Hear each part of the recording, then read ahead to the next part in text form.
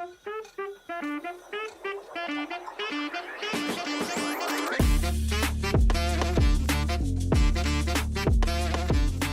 going on, guys? Welcome to episode number 7 of the Santana Podcast. I am Rio Santana, and a little bit I'll be bringing you JC Santana. We got an awesome episode in store for you guys. We got some really hot topics, and I'm going to apologize in advance because I know JC's going to go on a rant times 10 today. I guarantee you guys that. Hope you guys had an awesome weekend. I had a phenomenal weekend. Got some Christmas shopping done. It's going to be a good Christmas in the Santana household. All right. As you guys know, my Steelers lost, but my Florida Panthers got 2 dubs back to back. Yesterday, I think we ended 5-2 with 2 empty net, full-length ice goals to ice the game, and there were some chippy fights. So if you guys didn't see that, go check it out. I think it was Cousins versus, I don't know the guy's name, number 44 from the opposing team.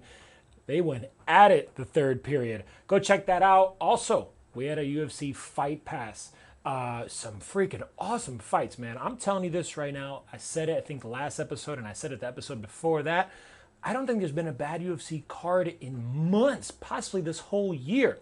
As you guys already know, I'm super excited for 296 this weekend. I've been freaking chomping my nails off like I usually do.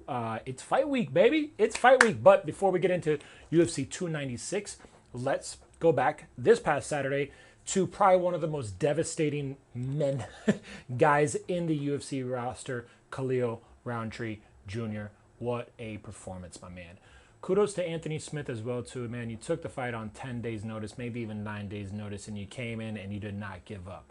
But Roundtree, my God. If you guys haven't seen this guy's story, it's amazing. It's amazing. Yes, all these athletes have cool stories, comebacks, of tough upbringings and everything, but Khalil Roundtree Jr., man, is a gentleman.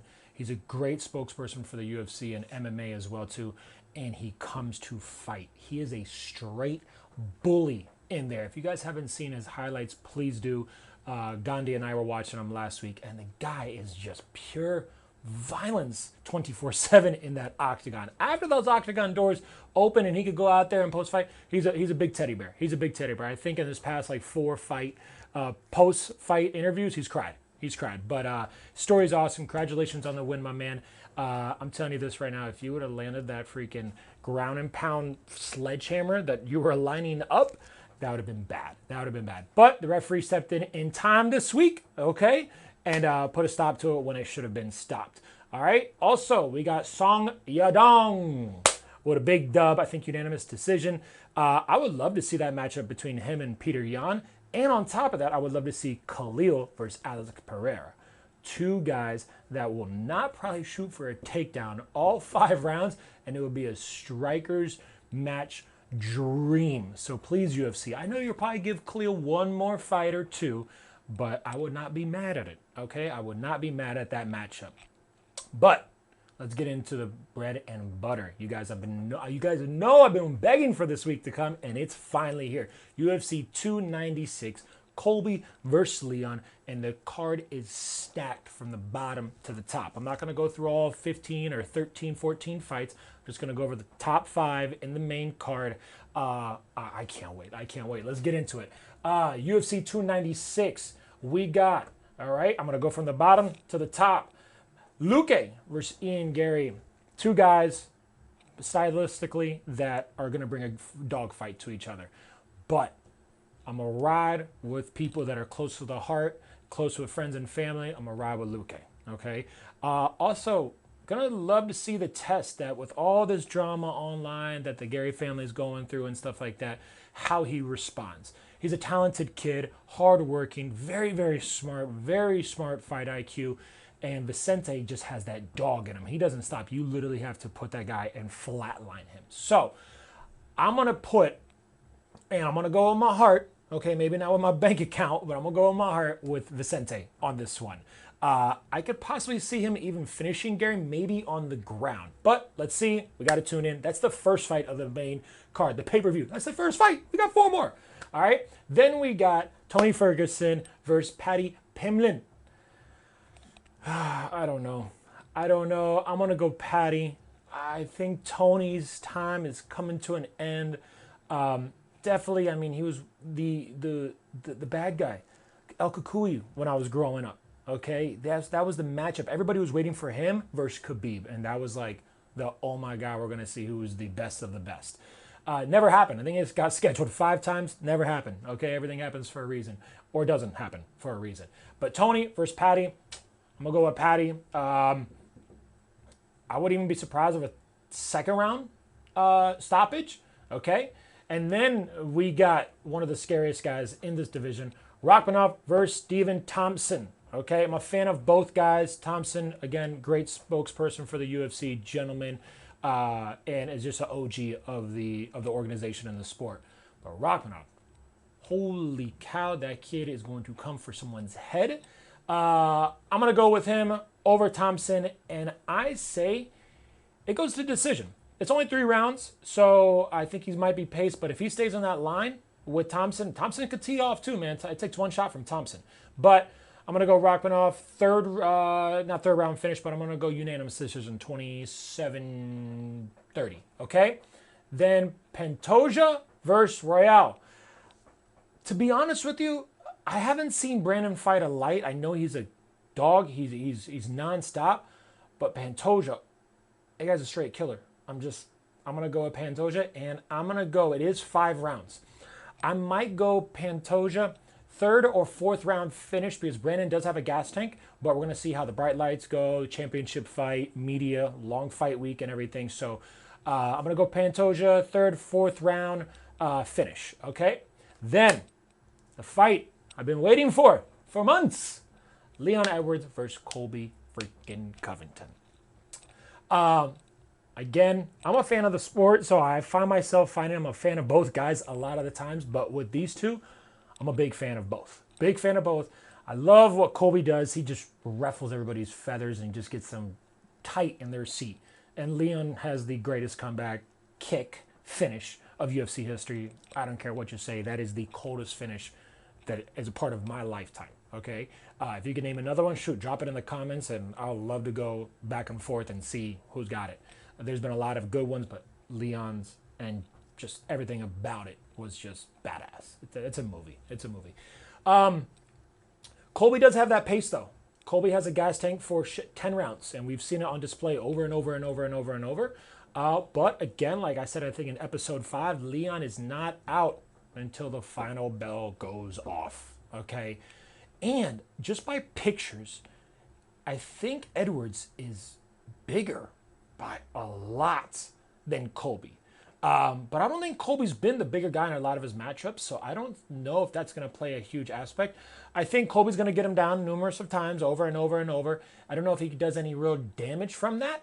But again, if Leon could somewhat use that size and try to get Colby a little bit tired, and maybe even add in some nice little dirty boxing in the clinch with some elbows and some knees and maybe cut Colby, I think Leon could get it done that way. But this one, I'm not going to go on my heart. I'm going to go on my bank account. I'm going to go Colby Covington, and I might say 4th round submission. Okay, maybe rear naked. He gets tired, gives his back, blah, blah, blah, blah, blah. But I'm going to go Colby on this one. Okay, 4th round finish. But again, you know how it is in that 5th round with Leon. It takes one across your dome and puts you out into next year. Okay? I'm just super excited for this whole card. And yes, there's many more, another half dozen fights that could be main events on fight nights. Could be on this card if any of these guys drop out or get sick or any issues. Could be fillers, and I mean, it's stacked. It's stacked. So I'm super excited about this. I told you guys in the beginning a couple minutes ago that JC has one for you. And again, I'm going to tell you this right now. Get your popcorn ready, okay?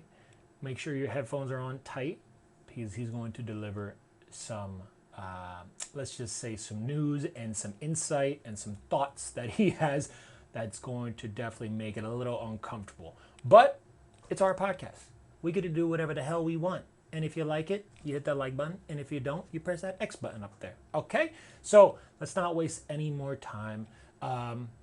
I'm excited. I'll see you guys next week. Actually, I'll see you guys in about an hour. Let JC do what he does. All right? Peace.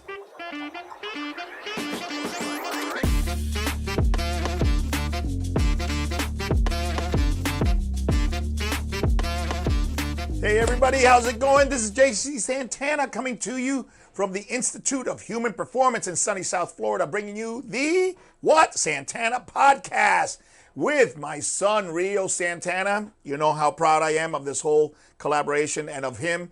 It's a blessing for a father to be able to do this with his son next to him. You know, I've got 3 other children that I love, but to be able to do one project with one of them is awesome. Maybe in the future we'll have projects with each of the other 3. But anyways, great to be with you. We had some great things happen this week. Great plans for December. Great plans for 2024. And I want you to know that as Rio probably shared with you already, we're going to change the podcast a little bit. And this is what we're going to do. Rio is a natural sportscaster. I am not. I don't like really following sports. I don't care about statistics and who won and whose record it is and this and that.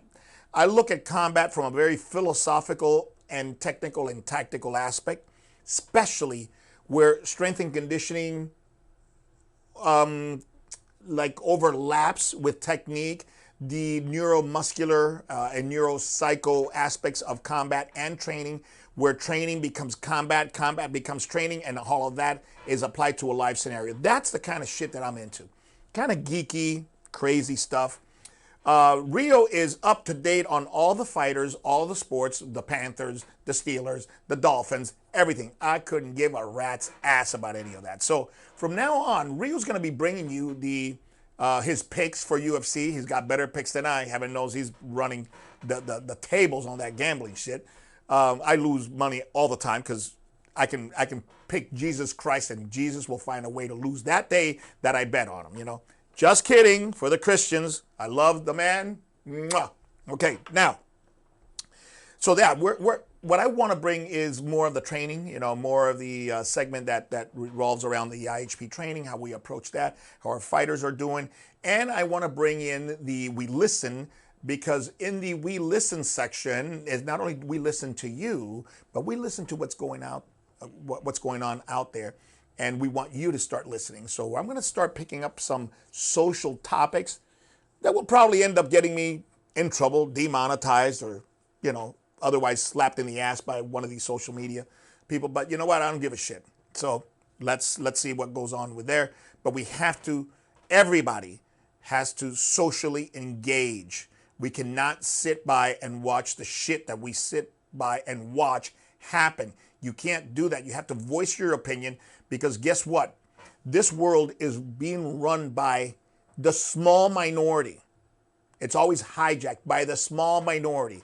Everything is always hijacked by the small minority. You want to know why? Because the small minority is the squeaky wheel that gets the oil. Us normal people that are very busy with work and very busy with life and very busy giving thanks for what we have are too busy giving thanks for what we have and staying productive, all right, to be demonstrating and burning and stealing and causing ruckus. Who's doing that? The small minority. The small minority. So we have to start actually holding our government account for having some balls, all right, and adhering to laws.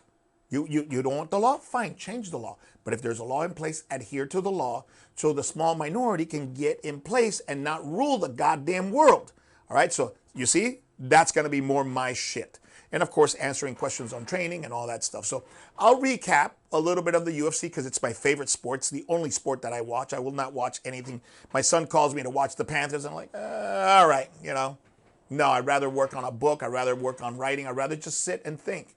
Sit and think is one of my favorite things to do because that's where I synthesize things. And oftentimes I talk to myself. I talk to myself all the time in the car.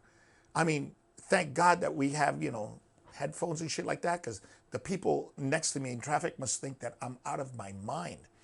I lecture. I practice lecturing on my own in my house.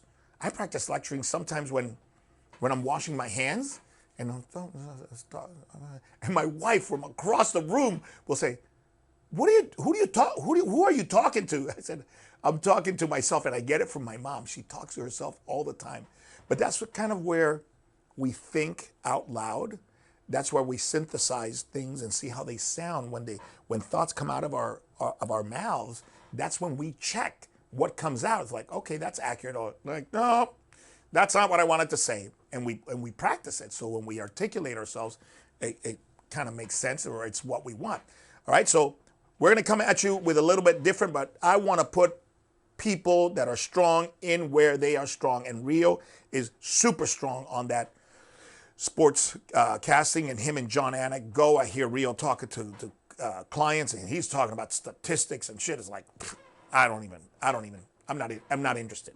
So we will talk about the stuff that we know, but we won't talk about the stuff we don't know. All right. So anyways, yeah, the main event, this UFC, sometimes, as I said, some of those fight nights produce just good all around 5 hours of entertainment. All the fights are competitive. Who cares who they are? They're competitive. You're seeing high-level competition, high-level technique, high-level strategies, well-behaved, for the most part, well-behaved athletes.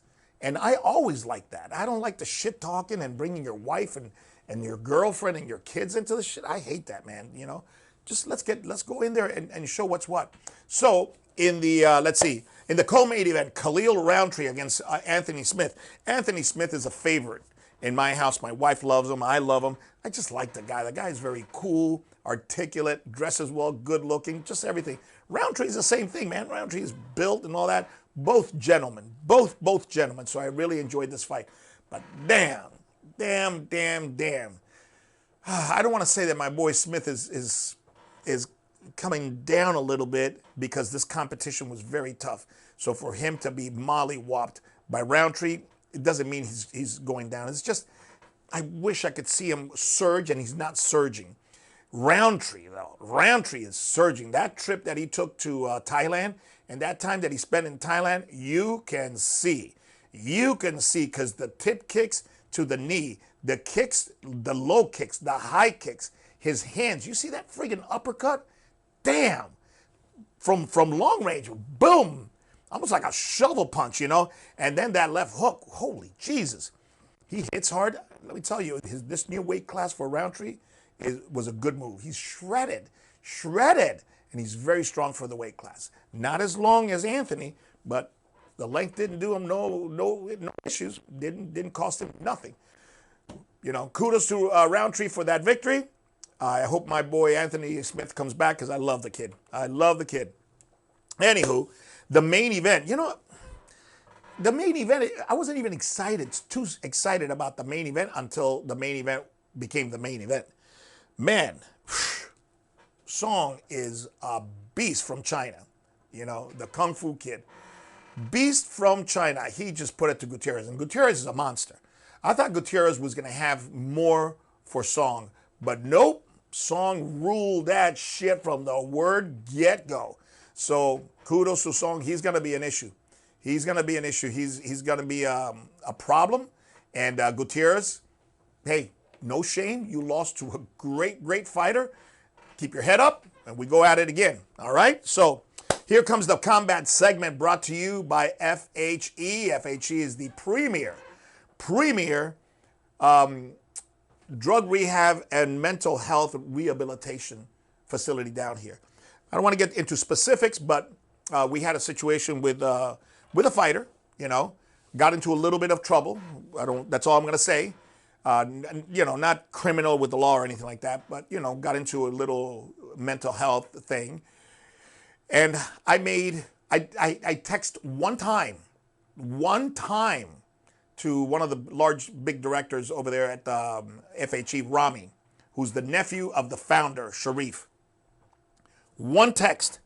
Inside of 3 minutes, he was back at me. He goes, let me know who it is. Tell him to give him my number. He asked me a couple of questions. I answered, wanted to know if special shit was going to be needed. Like, is this guy violent? I go, no. We just got into a little trouble. He needs help. He's a great guy. A good, UFC rep, and helping him serves our purpose here in this world, serves FHE for your purpose in the world. It serves our IHP's purpose in the world because we're getting somebody help, because that's the humanity is the most important. The fact that he can be a sponsor and that he can be a spokesperson for UFC, that's here. That's here, over here out of the side. The key thing is serving humanity. Walking the talk. Walking the talk. Inside of 3 minutes, that dude got back to me. When the fighter was calling me, the director was calling me. I go, let me call you right back. Boom. Yes. Okay, give him my number. What's the next thing? I said, I can give him your number, and I would like for you to discuss it with him directly. No problem. Hang up, call the fighter. So-and-so is going to be calling you in 5 minutes. Stay by the phone and pick up. No bullshit, all right? That was at 4:45. By 5 o'clock, the intake was going on. And by 8 o'clock, they had somebody at his door to pick him up. So that's how FHE works. This is the first time that I have dealt with an actual case where I have asked, boom, intake, pickup, bang. First time. And I have never, ever witnessed this kind of speed, this kind of professionalism, ever. And I'm telling you right now, great things are going to happen. In due time, you will find out who it is, what it is, how it is, at their own choosing.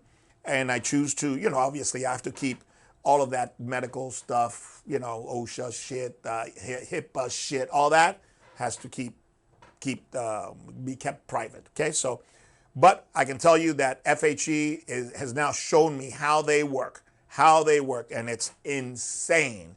Better than I thought. Okay, better than I thought.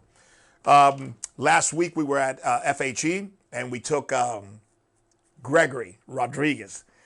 We were with Shatterproof, and Shatterproof is where they treat first responders.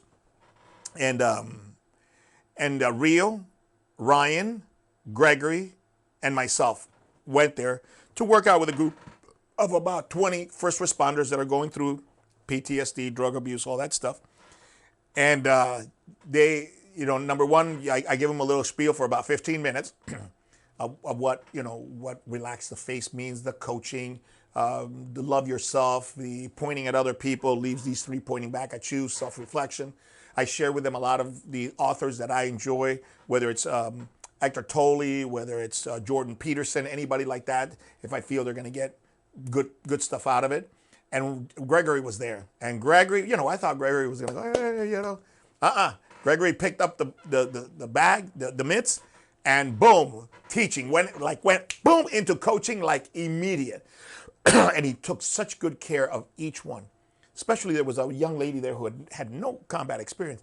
And to see Gregory bring himself from this ominous weapon in the octagon to this very gentle, put your left foot out, you're doing a great job. Okay, so step into it with a jab.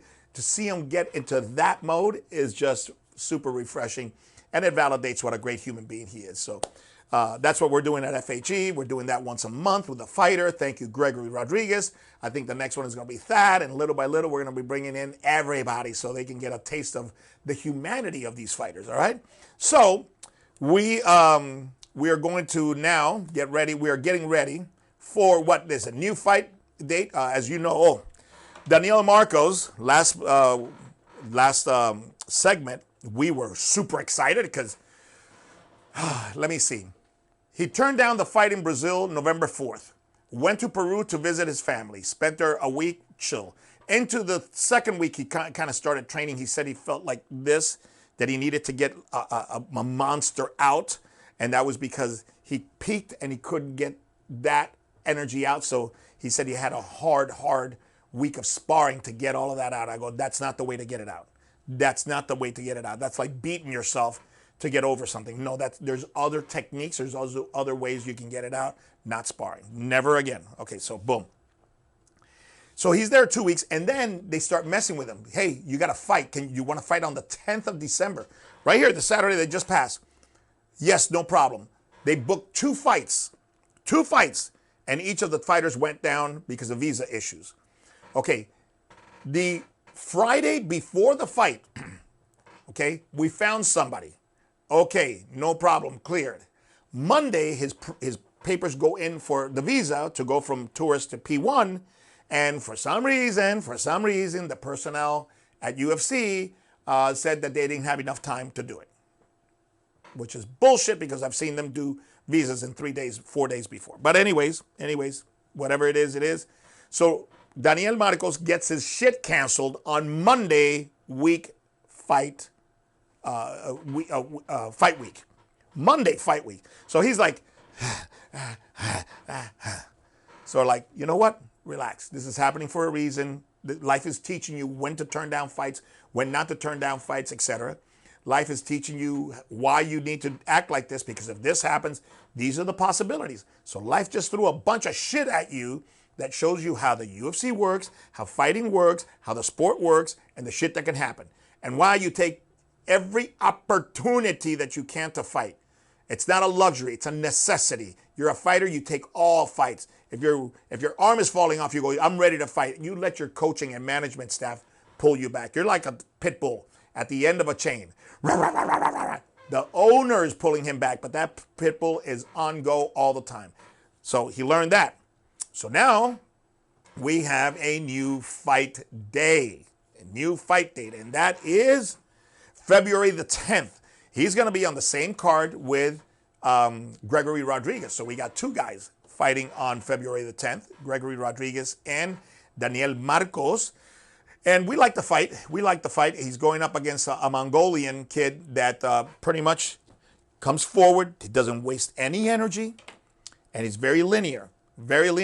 And he will engage. He will bite down on his mouthpiece and throw shit. He throws flying knees, no problem. He has a wicked left hook, and he has a right uppercut.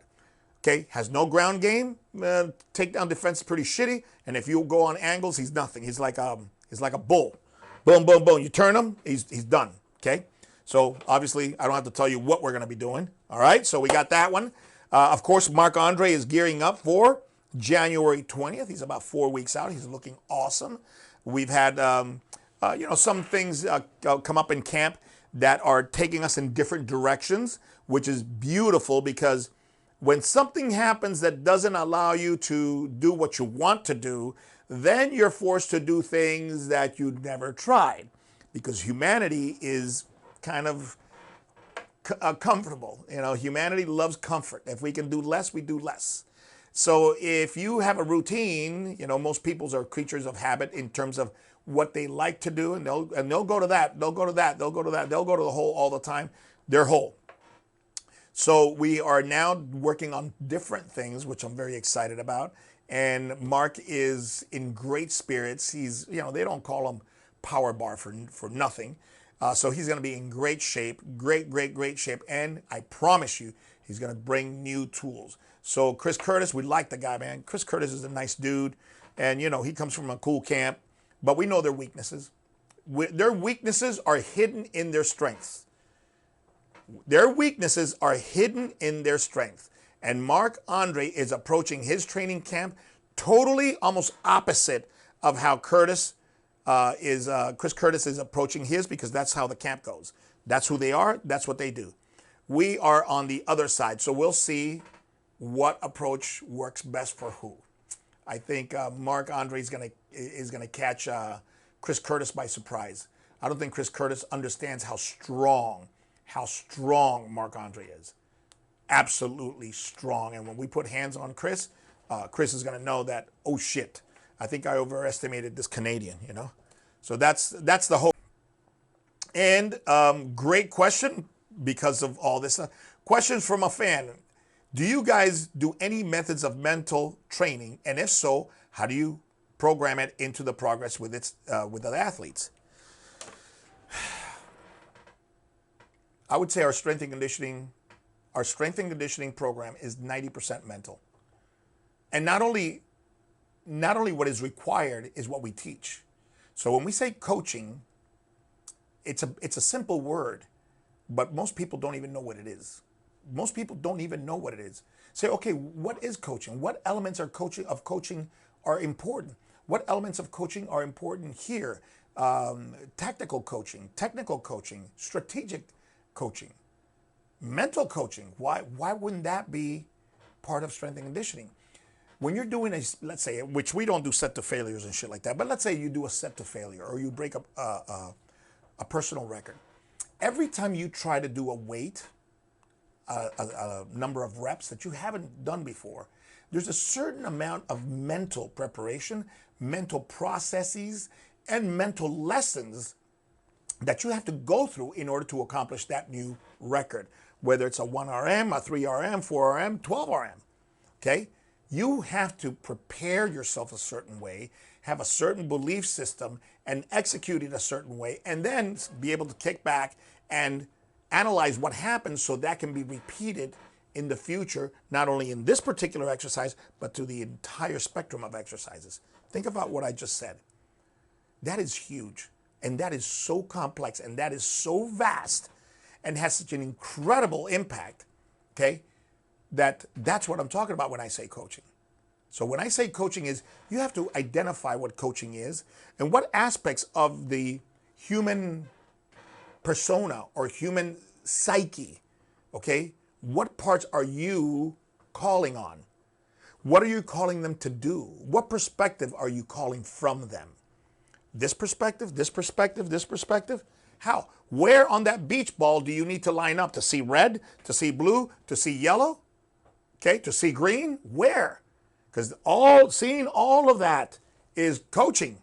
So when do you want to see green? Where do you want to be over here where you see green?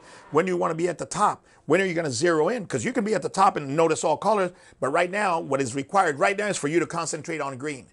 Okay? Concentrate on developing strength. Concentrate on developing strength relative to the techniques that you're going to be using. Okay? Then, okay, what exercises? Oh, do I have to invent some or do I have some ready? Okay, fine. Oh, look at all that. Okay, once I get the exercise and I'm able to teach the exercise, how am I going to put the athlete in the octagon practicing that move, whether it's a wizard, an underhook, a left uppercut, a stomp, anything? How am I going to put that athlete's mental state inside of the octagon while he's here at IHP practicing this and strengthening this move? All of that is coaching. All of that is coaching, and all of that is psychological. All of that is mental training, because it requires you to look at things, to identify, to look at things you've never looked at, okay? Then identify them in terms of how they relate to you. Then identify their need. Do you need them a lot? Do you need them 80% of the time, or is it 20% stuff? Okay, how am I gonna use it in the octagon? And how am I gonna trade it into IHP? And then how do I periodize it into IHP? All right, and then how do I coach it so everything that does IHP takes direct transfer to what's happening in the octagon? Look at all this shit. You mean to tell me analyzing all of this, okay, is not mental training? It's mental training certainly on behalf of the coach, and the coach has to take the mental state, mental acuity, mental skill, mental potential that the client has or the fighter has. You have to identify that. Right? And then you have to feed them everything we just talked about relative to their ability to uptake it. Are you kidding me? Are you fucking kidding me? That's coaching, friends. That doesn't exist in the MMA, because MMA minds are not organized. They're not organized. Who are the coaches for the most part? Former fighters. They don't have that ability to identify, describe, implement, They don't have that ability, not because they're stupid, because they were never taught, they were never in situations. When are you in those situations? If you're in a university, you have to, because that's how you read a book, that's how you take tests, and that's how you pass tests. So you have to have that bump. All right? If you're teaching in any capacity, and I'm not talking about teaching a technique, okay, if you're teaching in any capacity to understand a concept and then be able to implement the concept, you have to analyze it and put it in order, see who you're teaching it to, deliver it at the right level, all right? And then you got to make it transferable, So fighters and coaches are not taught that. Why? Because they don't live in that environment. I do. I am a dissertation short of a PhD. Doesn't make me better than anybody. Okay, it's just that I have a lot of practice at boom. I've written 18 books. I've got a lot of practice at How many presentations have I done? 3,000, okay, in 40 years? In order to prepare a presentation and to teach it and to make each one better so there's less questions, all right, what do you have to do? You have to design, implement, analyze. You have to do deliberate practice, which is plan the practice. How do you plan it? Progressively, okay, and logically. Then you got to give it, okay, and then you have to analyze it according to the feedback and then change future lessons or future practices. See what I'm saying? Deliberate practice. So we're used to that. That's how we do. That's how you improve presentations. That's how you improve books. The second edition of a book, that's what you do the second edition of the book. Okay? That's how your tour improves. That's how you go, okay, should I have 1 level, 2 levels, or 3 levels of this certification? Well, how much information is there? Got it? So there is a lot, okay, just to bring you back, there's a lot of mental coaching that we do, and that's what sets IHP apart. It's not the cool exercises. It's not the cool exercises. I can give you all the exercises. It's like Van Gogh saying, okay, here are my colors. These are my brushes. Those are my canvas. Here you go. Paint Starry, Starry Night. Go ahead. Oh, by the way, my inspiration of Starry, Starry Night is A, B, C, D, E, F, G. The colors I'm using are A, B, C, D, E, F, G. And kind of this is what I'm thinking about the stroke. Go ahead. Nobody's going to paint that shit. Why? Because the reason he can is because he has the aptitude. Some people call it the gift. We're all gifted. We all have gifts. All of us have gifts in different areas. Okay? Coaches, MMA coaches and combat coaches are not gifted because they're not practiced in the sequence. And even if they're gifted and never trained in that, they're still going to be lacking. So I'm not saying that combat coaches do a shitty job. What I'm saying is they're not trained, all right, with the psychological and logical sequencing, all right, that other people are, all right? So that's one of the reasons that I go, if a coach was a former fighter, especially if he was elite, 5-time world championships type of fighter, chances are he's not going to be a very good coach because he didn't spend the time developing everything we just talked about. So if you finish your career at 35 and that's when you start analyzing and that's when you start picking up what the guy next to you picked up at 17, what do you think? What do you think? You're 17 years behind the 8 ball. By the time he's 35, he's already in the Hall of Fame. By the time you're 35, you're starting to like, oh, so that's coaching. Great. Yeah. Good luck. All right. So that was that on the combat segment. Now we are at the We Listen. All right. We Listen is not only going to be now we listen to you, but we listen. We listen to what's going on. You got to listen. People see and listen. You got to see what's going on. Well, you can see what's going on, okay? But you got to listen. Listen. You can see a riot, but when you understand what caused the riot, why the riot is happening, how we can prevent it in the future, how to resolve the riot, and the results of the riot, all of that, that comes through the ear, through reporting. So you have to start analyzing what I'm hearing. Is it consistent with what I saw? Is it consistent with logic? Because that doesn't seem logical to me. If it doesn't seem logical to you and you're in your person of thought, chances are it's not logical. Chances are there's some bullshit in the middle. All right? And I want to talk to you about this freedom of speech that's coming out. It's like this past week, the House had hearings. The House had hearings and people came to get questioned by House members.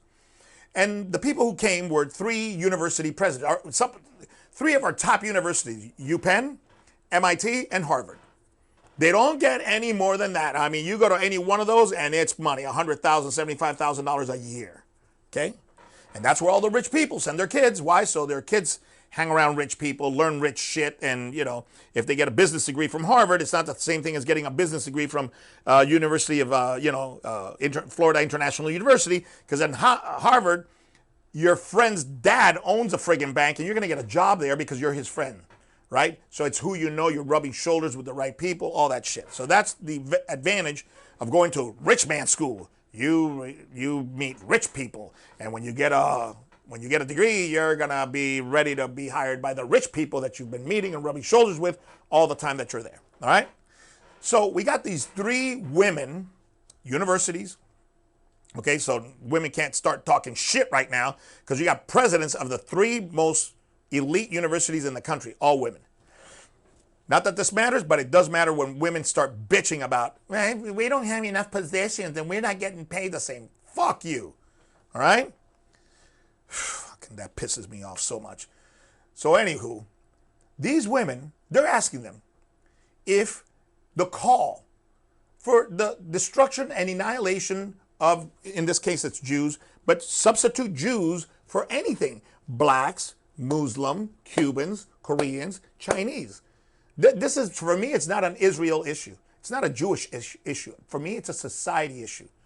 You know, I can look at logic and not give a shit what's happening in Israel with Gaza and all that shit.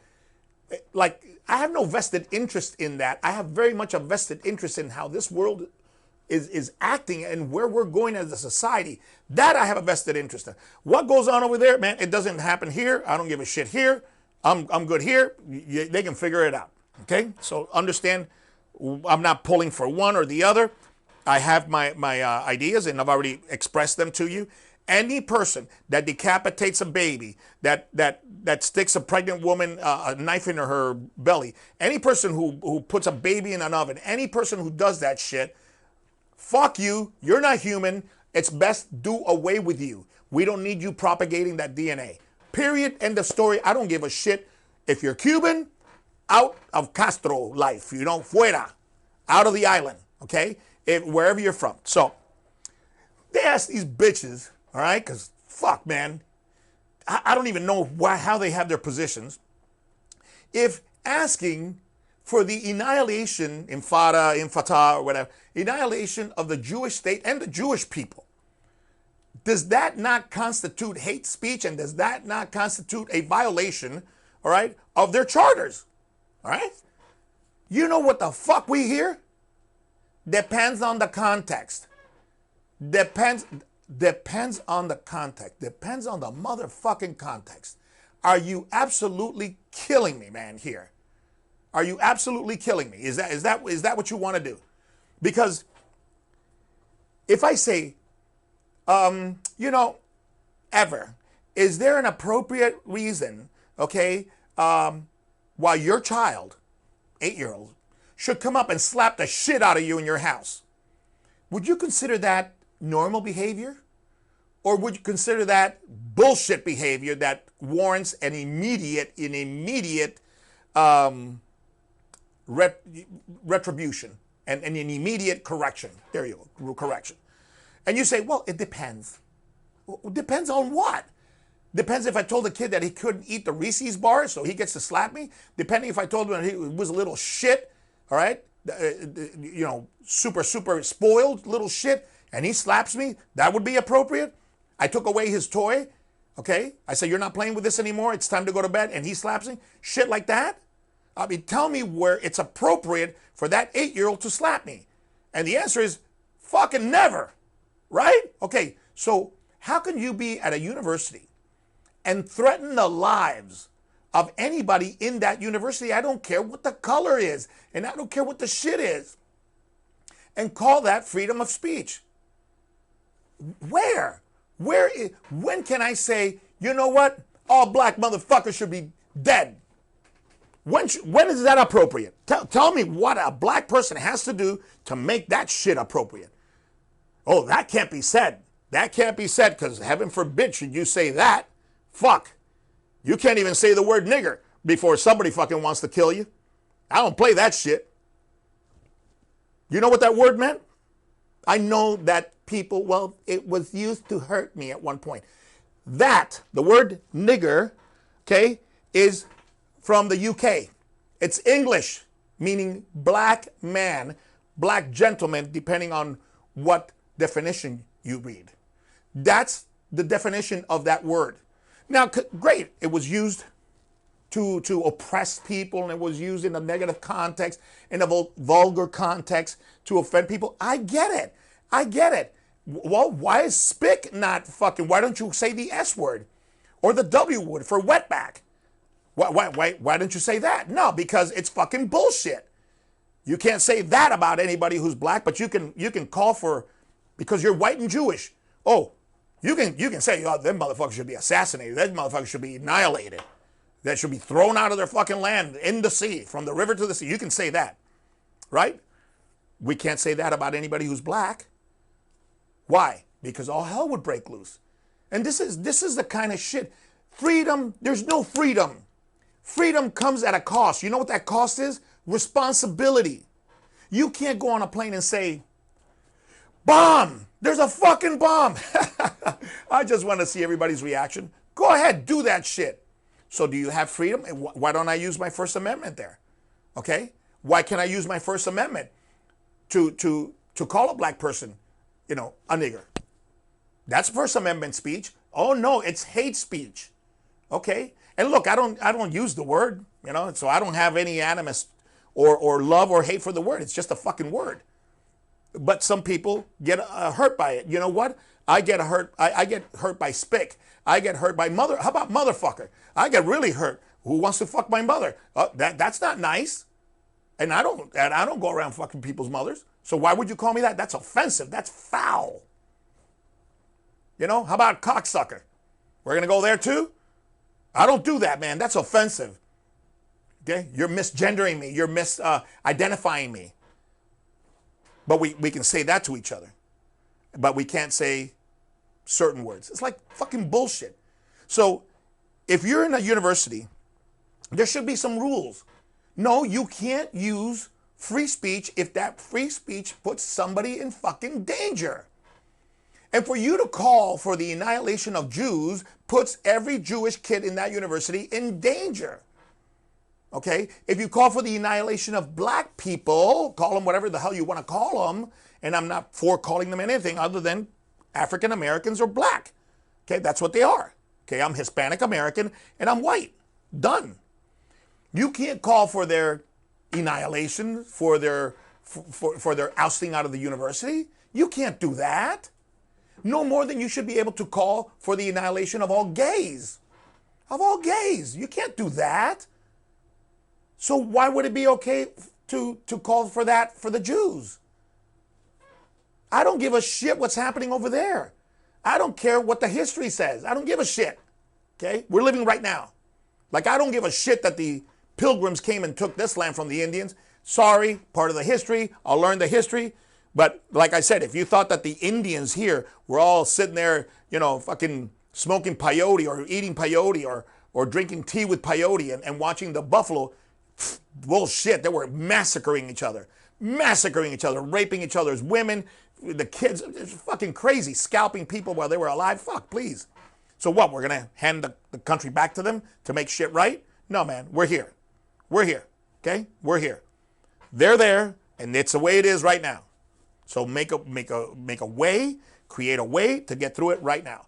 But this free speech shit is bullshit. All these three bitches should be fucking ousted out of their universities, and somebody with some fucking reason, all right, should be put in their place. This is a safe haven. Yes, free speech was to give different opinions and discuss in a class. You're right. You want to put it in a flyer? Fine. You want to have your groups? Fine. But you cannot be calling for the murder, destruction, genocide of a people or a group. You can't do that. You cannot do that because some crazy motherfucker is going to take you verbatim and actually pull the trigger on this shit. You can't do that, just like you can't say bomb. You can't walk around the airport, hey, I'm a terrorist. I've got a fucking bomb on me. And then I was just doing that to see people run. You can't do that. So freedom of speech has its limits, right? And probably the limits are somewhere along the lines where it puts lives in danger, right? Well, calling for the destruction, annihilation sign, in some instances, cut the throats, decapitate students. There's been fucking calls for that from some of these radical assholes, all right? You can't do that. You can't do that to a Jew. You can't do that to a black person. You can't do that to a gay person. You can't do that to a Hispanic, a Korean, a Chinese. Nobody. On the basis of their color, on the basis of their sex, on the basis of their whatever. Can't do that, folks.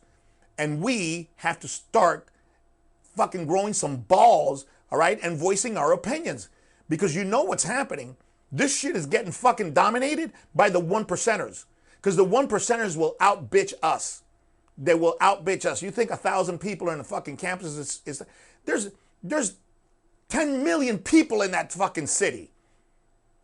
1,000 is shit. 1,000 is a dingleberry on the ass of that state. Okay?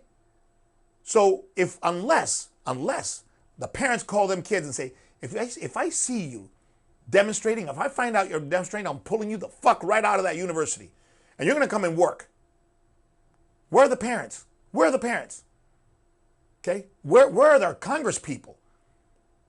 That they say, if your university, if you allow that to go out on your campus, we're removing federal funds. Because this country is based on the Constitution. It's based on principles of valuing every person for who they are, not the group they belong to. And you got to respect that shit. And if we don't do it as a fucking country, as a people, I'm telling you right now, the 1% is going to fucking butt fuck us. You understand? All right. How often do you switch up your programming with clients? Do you change exercises or sets, reps for every workout? No, look, depends on who the client is. Programming and changing go along with the periodization concept and not entertainment, okay? I can do the same thing with my people all the time and they won't get bored. Why? Because I'm coaching the shit up. Finishing 15 reps has a different meaning than doing the same thing 15 times. No. Because last time you did 13 or 14, and we're going to go to 15 because you've been feeling uncomfortable with 15. And the goal of this shit is to keep the same stimulus and for you to feel comfortable with that shit. For you to be able to relax your face. Because if you relax your face here, you're going to relax your face outside. Training with no drama, life with no drama. Now let's go. Give me 15.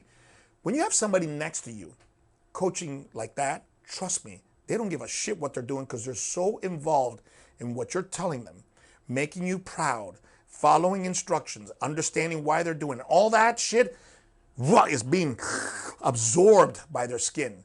If you put them in that environment, they won't give a shit. That's number one. Number two, if people are coming here for fitness, okay, then what I normally do is, let's say they're coming 3 times a week for just forever. They're going to be 3, 6, 7, 8 years with us. All right, so what I do is normally I create a 2-week cycle. So that's 6 workouts that they know, and I'll rotate them. Every once in a while, I'll change the triplex, put something new if I get a new piece of equipment or they mention something. Hey, can we do this, that, yeah. But if I do change, let's say 3 triplexes has 9 exercises. Okay, that's one workout. We go 4 triplex, 4 of the first triplex, 4 of the second, 4 of the third, boom. So I may stick 1 on the first and maybe 1 on the third, and I'll let it roll. Because I would like to keep 80 to 90% of the exercises the same so they have mastery. Why? Because it's only after you have mastery that you can push the metabolic and the neurophysiology of the exercise. Okay? You got to get rid of the coordination. Let me learn the exercise, which is the best way I like to do it. Once you get that, then you can push the effort. You can't push the effort if you're still learning the movement. Got it? So it's important that they repeat the same thing, but you got to coach it up. I'm telling you, if you're a dud and you're like, fuck, who wants to work out with you? Of course I need different shit, man. I need a fucking clown coming out of the corner, you know, with a fucking top hat. Because hanging out with you for a fucking hour is like, I got to do this shit again? It's not the exercise, it's you. But if you're about your business and you're about this experience and you're about creating an hour of challenging, direct life transfer type of workout, fuck yeah, man. They'll do whatever you want them to do. Athletes repeat, and they get lost in the repeating. They love the repetition. They find that fucking zen in the 500th rep. Why is that? Because they're athletes? No, it's because of their environment. It's the way they were coached. It's the way they were coached to value repetition. So they see value in the repetition, so they get into it. And when they get into it, they're digging it, man. And in 500th rep, that's where they're in the fucking zone. Dig it? So you got to be that. You got to understand that shit. Okay? So I don't change a whole lot. When I do periodize, so somebody's going to get ready for a ski vacation or something like really, you know, we got normal clients that do marathons, that do triathlons, that do shit like that, then then I got to periodize them like an athlete, so nothing changes. You periodize them like an athlete. All right, so there. Oh, do you train your female fighters different than you train your men fighters? I don't train females. I don't train males. I don't train young. I don't train old. I don't train tall. I don't train short. I train abilities. Abilities. That's it. That's all I train. I don't train prehab, post-prehab. I don't train rehab, post-rehab. I don't train none of that shit. I train ability. You don't have the ability, for whatever reason, I don't give a fuck. You got COVID, you just finished a surgery, somebody beat you and kicked you in the fucking knee. I don't care. I don't care. The knee's not working well? All right, what can we do? Okay, 3 sets of 10 with 2 pounds? That's what we got. Yeah, but she's tall, or he's big, or she's small, or he's weak, or she's 2 days off of surgery, or he's 2 months of a surgery. I don't give a shit. This is what they can do. What do you want me to do? Classify everybody, and then what if they can't do it? So then I don't have to worry about a strong female, a weak male, a 15-year-old, a 25-year-old. No, train the ability. So no, I don't train anybody like anybody. I train the person in front of me. What are they presenting with? They're jacked up and strong. We train jacked up and strong. Yeah, but they're only 14. I don't give a shit. Yeah, but they're only 15, 17. I don't care. But they're a female. I don't care. She can do a 120-pound squat for 10. This guy here that's bigger than her, he's an attorney. He's never done shit in 30 years of his life. Okay? He can't do 120 for 12. So what, am I now train attorneys or male attorneys versus female fighters? No. Train abilities, and then everybody will be even Steven, and you will train at the appropriate intensity for the right reason. Okay? All right. What else? Okay. So all we got is the rest of this week and UFC 297. We're going to go to Rio's house. I don't even know. Look, Rio's lived where he's lived for about 3 years now. I've been begging this little motherfucker to invite me fishing because he lives off a dock. I live on a pond too, but it's not that. It's that my son has invited me fishing. Yeah. We'll go this Saturday. You know that? But next week we can go. Hey, you know what? This is coming, man. Maybe you can come by. Never. It's always some bullshit, which you young people have to fucking start learning. Spend time with your parents. Look forward to that shit. Because when they're gone, you're gonna wish you would have spent time with them. But anyways, so 297. Correction, 296. 296. Yeah, I made a mistake. That's my bad. He fucked it up. 296 is coming, and Rio has actually formerly invited my wife, Greg, who's my workout partner and friend of almost 40 years, to his house, which we graciously accept, and we're gonna go there early. Probably get there at 4:30, 5 o'clock, do a little fishing off the dock for the first time. I think I've been on that dock once, maybe twice when he was first getting the house. That's it, I think once. And they've done, they've done upkeep to the place and redone it really nice. So we're gonna throw some lures off the Rio's dock and see if there's anything in there that wants to fuck with me. And then we're gonna see 296. It's a fucking great card, man. We've got, let me see, Vicente Luque against Ian Gary. Vicente Luque all the way. He's my boy. Great friends with Gilbert Burns and a good friend of the family in IHP. Then we have second fight of the night, Tony Ferguson and Paddy Pimblett. I hope Tony Ferguson beats the piss out of that little fucking fag. You know, I hate that Paddy dude. I fucking hate him. You know, and I don't hate people. You know what I'm saying? I hate his persona. The guy, he's a person, he's a human being. Love him, respect him for that. But I'm talking about fighting right now, right? The persona, I hate that little fuck, right? Oh, then the third fight is Rachmanov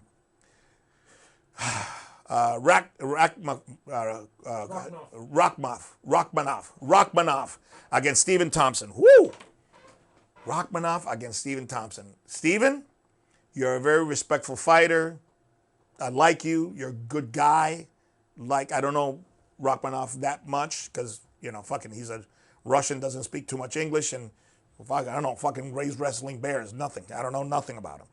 All I know is he's a tough motherfucker. He's a tough motherfucker. So if, obviously, he's training with who? With Gilbert. Gilbert's already beaten Steve Thompson. He knows how to beat him. Everybody knows how to beat Steve Thompson. You fucking take angles. Do not play that line of shit because he's going to be bouncing, giving that karate thing. He's gonna fuck you up. He's gonna fuck you up. That used to be my gig before I got into other things. Point karate. I did that shit for about 5 years on the circuit. Luckily, I went then back to kickboxing and boxing, which corrected my stance and actually improved my left hand, because when you're fighting in karate, you got that fast right hand in front of you, and it's all reverse punch, pap, pap, pap, back fist, and side kick, and all. Everything is with your front leg. Very little is with the back. You can throw some front kicks, spinning back kicks, and connect, but it's here, boom, really quick, right? It's only when I got into kickboxing and boxing that I turned, and I made my left actually faster than my right. So I know how to do that because I had to do it. I had no left hand when I started with kickboxing and boxing. So Rachmanov, if he takes side angles or timing, because you can do this, boom, juke, in. So here's where Thompson wants you. If he's got you here, you got to time it. Feint, and then get him. And on the second one, you got to be in. Boom. Okay? You got to be in. If he can close the distance and grapple Thompson, just like Gilbert, close the distance without getting hit with a knee, with a kick, or with a punch, all day. He'll fucking smother Thompson on the ground, and Thompson ain't doing shit. He just doesn't have enough years on the ground. He's a good guy. Like him, but no way. And then Leon Edwards, okay, against Colby Covington. I think if Colby can put pace on him, he's got a shot. But let me tell you, man, that fucking Leon, he improved. He actually improved between the first. Look at Leon, the adjustment that he made from the first fight with Kamaru Usman, who he was losing. And if it's not for that left kick, he loses that fight. Every round he loses, right? Look at the improvement he made on Usman, who's arguably one of the highest IQ fighters in that division of all time. Usman has never been your best striker, your best wrestler, your best gas tank, your fastest guy. Never. He was like, on 1 to 10, he's like a number 6 or 7 on most of the things. I don't think he gets to 8 in wrestling or striking. But boy, when it comes time to find a way to win, he's 10. He is fucking 10. And he'll make the adjustment. He made the adjustment with Gilbert Burns. Gilbert Burns was the fastest, strongest, most powerful. Nothing.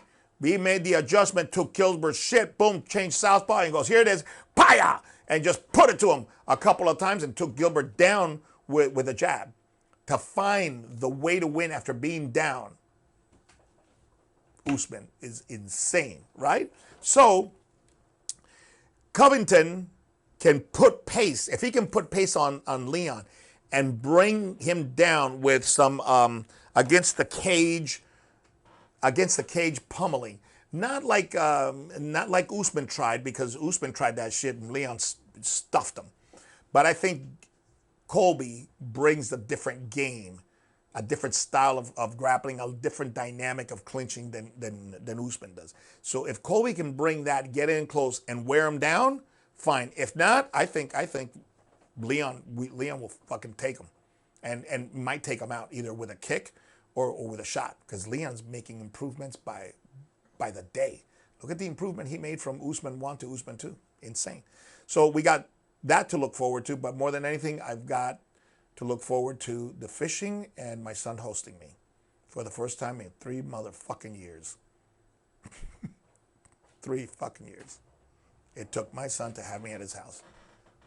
Don't do that. Don't be that guy. All right? So anyways, love my boy. Love you guys. Let's go get this shit. Let's make this a great week. And we'll see you on the other side of this coming Sunday. And we'll talk about the fights and everything that happened. I told you. Didn't I damn tell you that he was going to go off? And I know some of y'all were probably watching it like this, or like this, or like that. But it's his platform. It's our platform. We can say what we want to say. And until they take this video down, we're going to let it damn be. All right? As you guys already know, super excited for this weekend, UFC 296, okay? And on top of that, I think it's the last one of the pay-per-view. And then we're back with January 20th with 2 of our fighters, Johan and Marc-Andre, fighting. I think that one is UFC 297. I know on this show you heard me in the background. I made a mistake on the notes. Okay, I'm just getting ahead of myself. I'm a big UFC fan. I'm an MMA fan. I'm a sports fan. But yeah, guys, hope you guys have a great weekend coming up. Hey, listen, I know the likes, I know the subscribes, I know everything's going up. You guys are texting me, but we want your guys' feedback. Feel free to drop a comment, a like, a dislike. I don't care. We want to hear from you guys. This is our platform to work together to bring the world, to bring you guys what you want to hear when you want to hear it from who you want to hear it from. Okay, and I promise you guys, for the first couple episodes, maybe 8 to 9, it's just going to be Dad and I.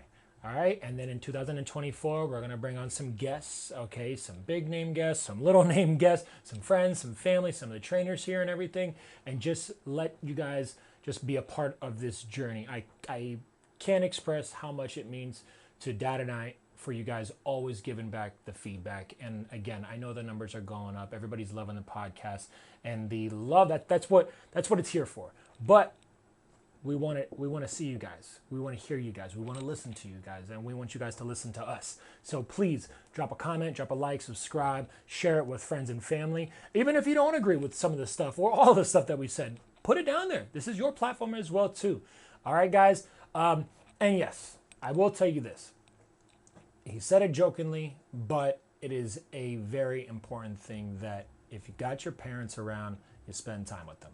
Okay, I see him every single day here for about 8 to 10 hours, but there should also be business time and personal time for him and I just to connect, go fishing, whether we catch anything or not, to go just have some laughs, be with the family. That's very important, guys. So if you have your parents around, grandparents around, any family, cousins, nieces, nephews, sisters, brothers, whatever it is, give them a call. Go visit them. Have them over, even if it's for 15, 20 minutes. Okay, family is everything that we got. Okay, so please, please, please, please. I know he said it in a jokingly way, but he called me out, and I got to man up to it. It's been 3 years to him be over my house. It hasn't been 3 years since we hung out. We've gone to have dinner and gone some fights and movies and everything, but for him to come over, he's always invited me over. I've always gone over there, but now it's for him to come over, see his granddaughter, and no, it's not a baby, but it is my little baby, Lily, my pit bull, okay? And just be around some people, laugh, and let's watch some damn fights. All right, guys? So please have a great weekend. We love you guys. See you on the other side. Let's get some fights this weekend. Let's go.